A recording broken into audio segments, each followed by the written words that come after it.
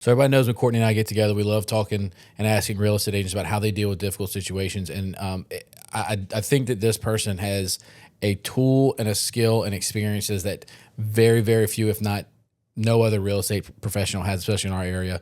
And Stephanie Neece has some experiences in life that you need to hear that can help you become a better agent and really a better person. So if you're interested in those things, check out this conversation with Stephanie Neece and Courtney and I talking about the skills and the experience she has that helps her become the best agent and person that she is. You know, Courtney and I love talking with people about how they solve difficult problems. And I think that all this kind of goes into the heart that you have. Yeah. And I think that you have to start with your background dealing with people who have had very unfortunate situations that you've had to deal with, and your role with those with trauma counseling.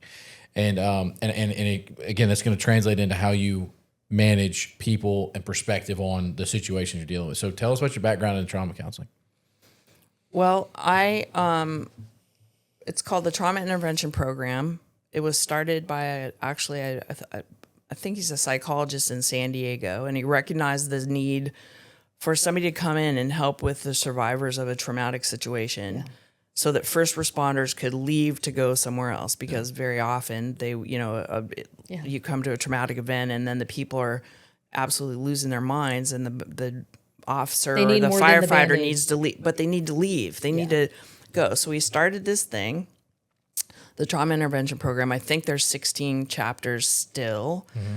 I did 60 hours of training for that. And then at the time I left there, I think there were about 160 volunteers in Portland, Oregon, who've all done that. You do 3 12-hour shifts a month where you're on call, and then you go and you just be with people. Yeah. And so you learn all these skills, 60 hours worth, to show up and be quiet and listen and pay attention to what they need. That's the trick. Wow. Yeah. Then I did 50 hours of trauma intervention training with the Portland Women's Crisis Line at the time. It's not named that anymore. It's not gender specific now. Mm-hmm. So I did that. And then I did a weekend training about, I'm not what you call it, suicide prevention, helping people through that. So in all, I have over 120 hours of training with different types of scenarios with trauma. Gotcha. And the best skill I've ever learned from all of that is to not say a word. Yeah. Okay. The silence part of it. That's right. Yeah. And so when you translate that to your real estate business, how does that translate? It helps me help people navigate through all those charged moments. Mm. And I actually use my powers on other agents a lot too. Because a lot of situations in real estate, it's really the people that make it sticky, and it's not just the buyers and sellers. It's the other professionals involved too. Well, and you were with me on one of the hardest ever, which one of my very first deals was with Melanie. Yep. And you came and had to that was just constant, just trying to bring calm and like a sense of gravity, and everything's going to be okay. And I'll never forget how much you helped with that. Yeah. But the last days of that, I was driving down to Jefferson Feed and Seed, and I was in I think it was my second closing of my life, and I had a dress on, and I had to go buy 40 squares of sod, and I was delivering sod to the house while the buyer was walking through. Right. But constant, just calming. Mm-hmm. Right. That's the most powerful. That's something that I pride myself on, is that I feel like I can bring a calm to people when they're really struggling, especially because you know how charged real estate is, man. For sure. Yeah. Everybody loses emotion in this industry, but is it a perspective thing? You've seen things that are the worst of the worst, so you can put everything into that perspective, or is it just your ability to see the reality for what it is, or do you have the skills and the confidence just by the fact that you've studied and you've learned and you see practically the result and where you're trying to go, and you try to keep that focus? What has that done for you? Yes to all those things. So one thing I will say is that, I've also been a graphic designer for 33 years. And part of my skill with that was that you have to listen to people and tell a story. To find clarity. Mm-hmm. Right. So I was always arty, but I didn't want to just sit down and draw. So I would listen to the issue or the story they wanted to tell and then translate it. Yeah. So then that moved into this, like it actually has a direct connection to the trauma part of it. So the biggest skill wise that you learn from that kind of training is just to be present as you can possibly be with a human being in that moment. Yeah. And nothing makes anybody feel more valued or seen than that, right? Yeah. And then you pair that with, you're absolutely right. When I would be having a bad day because, I don't know, I cut my finger. I'll make it very generic. And then I would go and I would sit with a family who came home to find their 21-year-old daughter dead on the back porch from a drug overdose. It puts things in perspective. Sure. Yeah. So it's absolutely the combination of the two things. And the other major skill with that, and I'll never forget somebody telling me this, is that you're in the moment with like some of the saddest things you've ever seen. And there's a skill that you have to realize it's not your tragedy. Yeah. You can be incredibly empathetic and care for them in the moment, but it's not your tragedy. And you have to leave and you go home and do whatever you have to do. What's really cool with that program is that the next day, they allow you one time to contact the person you were with to see if they're okay. Sometimes those people don't want to talk to you again. Yeah. But the other thing they do is they debrief with you. So they have people that volunteer, and I used to do that too, is I would call volunteers the next day to let them vent and debrief. Wow. Right. So I've been stopping foreclosures for over the last decade, and a lot of it is very, very similar. You and I have connected on deep levels on this because it's like my background in working in the nonprofit, the mission sector. 100%, yep. And working with people in very difficult situations. And then basically being attracted to that in real estate. Like my very first deal, realizing that this guy was neglected and I wish more people would have helped him instead of neglected him in the situation, and saying, hey, I want to learn how to help the people in these real estate situations and all that, right? And I think that those are super powerful. One, it's being present and like being able to put yourself aside and say, where are they at? What are they going through? You know, and all of those things and seeing it for that. Like for me, having bought, you know, so many properties over the last decade, I often forget what it's like when someone's buying for the first time or selling for the first time, because I feel so far removed from that, but I have to remind myself, like, that's scary as hell, like all those things, right? And trying to say, hey, let me put me aside, let me be present, let me listen, right? But then that transference part, right? Like that's huge. I get people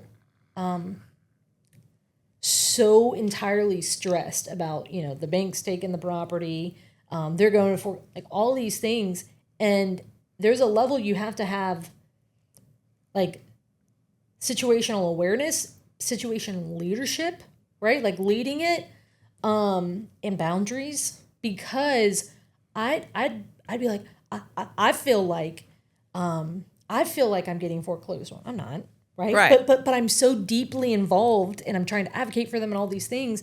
And I have to remind myself, like, I'm fine. We get to walk away from this and be completely fine. But because we're so deeply in it with the people going through this traumatic, I tell people all the time, I meet people in the worst situations of their life all the time. 100%. Right? Like they're facing foreclosure, they lost a loved one, you know, they inherited something, it's a divorce liquidation, you know, all these different things, right? And so when it comes to real estate, how do you build boundaries? So obviously that transference thing, right? A reminder that I'm not basically in this quicksand, right? Like I'm not getting foreclosed on or whatever the situation is in real estate. How have you learned to build boundaries with that empathy? I'm still in the process of doing that all the time. Yeah. Talk me through that. Like, what does that like look like? Because in real estate, right, we deal with people who are going through all sorts of stuff, but at the same time, it's like the idea of the firefighters who are like, you need more than a Band-Aid. And my job was, you know, the EMT person, my job was to come give you a Band-Aid. Right. What does it look like of, you know, in real estate for you? And yes, it's stuff that we're learning, right? But what does that look like?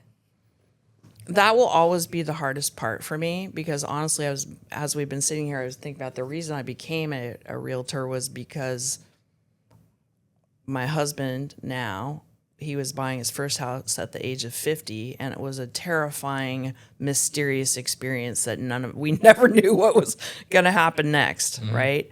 And everybody's a graphic designer, right? And I was going to grad school for marriage and family counseling, and I'd go and meet with people to Wendy's, and they would never do what they said they were going to do. And I'm like, I can't help people that don't help themselves, right? So I was like, oh, I know real estate. What? So I still get hooked in with the humanity of it. Yeah. Not as badly as I first did. And you also said something that is absolutely true is that because of my past and my energy, I absolutely still attract that kind of stuff. Like they find me, and I don't mean that in a bad way. It's just the way it is. Right. But I'm old enough now to realize that it's not my tragedy, and I'm not the one that got them into some of the positions they're in. Yeah. And Anthony Neece, who you guys know, he really has helped coach me on the fact that, and it's funny that I've had an issue with this in real estate, is that I can't be attached to the outcome. Because when I was doing tip stuff, I had to be super comfortable with never knowing what was going to happen to the that was person. huge. Like the next day. The way I would need closure.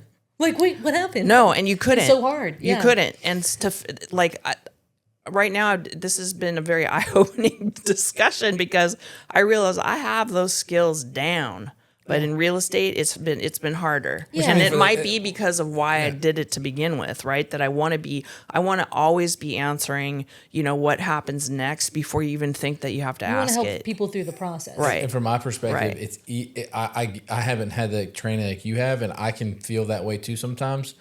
One is I have a lot of people asking me for the advice on how to solve a problem. So I guess Right. I really can't solve everybody's problem, but the clarity that I have from my law school experience lets me see when there's a contract in place and there's emotions going for a real estate transaction, I get asked, what do I do? It's very black and white to me. Right. I had a call this morning from an agent. Their client decided they didn't want to go buy the house because the walls weren't painted the way they were supposed to be painted. Like, we're not buying this. It looks like crap. I'm like, okay, well, you have three options, right? You can buy the house like it is. You can offer them a cancellation for a settlement, maybe waive the deposit, or you can walk away and risk them suing you. There's just three options. It's very black and white to me. And I think that from your perspective, like you would detach from the outcome by knowing what the options are, and there's nothing you can do to change it. Like these are the three options that you have. Now it is your choice to make the decision, and I'm going to give you all the ins and outs of all three options. Well, we kind of did that the other day on the phone too. Exactly. And once you bring that clarity and you can articulate that to somebody, you can remove the emotion because it's their decision to make, not ours, and what their risk tolerance is and where they want to be in their life. And so, it's funny how all the experiences come together. But we all have a team, right? Like you worked with Courtney on a deal. She's got experiences that you don't have. She was able to help you out on that deal. Right. When you call me, we can talk about things, and we've talked about stuff that you've helped me with. So it all kind of comes full circle whenever we bring our shared experiences together. But the emotional side of real estate is something you can't avoid. It is there, but you have to be able to take a step back and look at the situation and say, this is not my trauma, and these are the solutions that we can present to you. You have to make those decisions, and then you have to live with those decisions. We're just here to counsel you through those things, and then we're going to walk away. And we're going to move on, and hopefully it works out for the best for everybody. Yeah. So and I think something that's important that I've had to learn is it is the education side of like, here are your options, like you talk about, and I can part of our role is to help advise people so they can move forward. Right. But what I learned is I can't advocate in the way that they need to advocate for themselves. Basically, I can't move someone for themselves, right? And so I can say, hey, this is what needs to happen. With my conversation, I call it my come to Jesus talk. When people are facing foreclosure, I can say, hey, this is what's coming. I usually knock on, table, wall, door. I always called it the reality sandwich speech. It was beautiful. Yeah, but that's what it, for me, it's like, come to Jesus, like, hey, this is, if you don't do something, this will happen, right? And so it's that idea of saying, hey, you're in a very difficult position. You're behind your mortgage. The bank is starting to take in the property, whatever other situation is happening in real estate. And it's this idea of saying, hey, this is happening to you. I want to point you some options on how to get out, how to overcome this. But I had to learn basically the statement of, I have the skills to help you, but I'm not going to fight you to do so. Because I then went back into that old mindset of like that really like in the trenches advocacy where I was like, oh, it's just, someone who's getting foreclosed on tomorrow. I'm staying up all night and we're finding a solution, right? But if they're over there not doing anything on their end, I had to start drawing that line and saying, and I've talked with this ad nauseum with my therapist, and we actually still need to talk through this. But that's part of my trauma 100%. speaking, right? Where it's like that I'm trying to save people, that I'm trying to, show up for people in ways that I wasn't shown up for. Correct. Or, things like that. And so there's a huge part to it. So with real estate though, because it's a business and not a charity, that was also a hard lesson. Yeah. It's like, there's so much that we do on the charity side, right? There's a level there that we have to delineate between the two. Anything you want to say to that part? Like the stuff that you do with, KW Cares, the socks, things along those lines. But then when you're dealing with people basically in the hard parts of life and there's real estate involved, what would you say to someone who has that empathetic heart and they're in real estate and they are, let's just say they're an agent, lender, whoever, and they're like, I really want to help these people, but what's some of that hard-earned lessons that you've had to understand when it comes, unfortunately, the business side, right? Mm-hmm. We come back from that charity, that volunteer side. What are your thoughts on that? Well, I would say that first and foremost, if you don't acknowledge that this business is a people, high emotionally charged business, you're going to struggle one way or another because there's no way around it. And that being said, if I've ever, I mean, talk about teaching people how to treat you and not over promising and staying in the lane of what you can do. You can't promise that you're going to get somebody a house, and you can't promise that you're going to, you can't guarantee outcomes. You can't guarantee outcomes. So you need to, I think that the most important thing, if I could start over, would be that I would start with boundaries right away. Mm-hmm. Because now I have to backtrack, right? And, that's things as simple as not answering my phone before 8 a.m. or after 6 o'clock at night, and it's saying, teaching people how to treat you. Yeah. But the person you have to teach more than anybody else how to treat you is yourself. End of story. Period. And that's hard. And that's the hardest person to get in line. It really is. And that's a huge part.